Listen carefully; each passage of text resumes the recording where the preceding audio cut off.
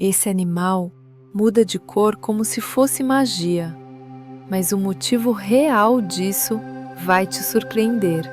Ele vira praticamente um arco-íris para mandar mensagens.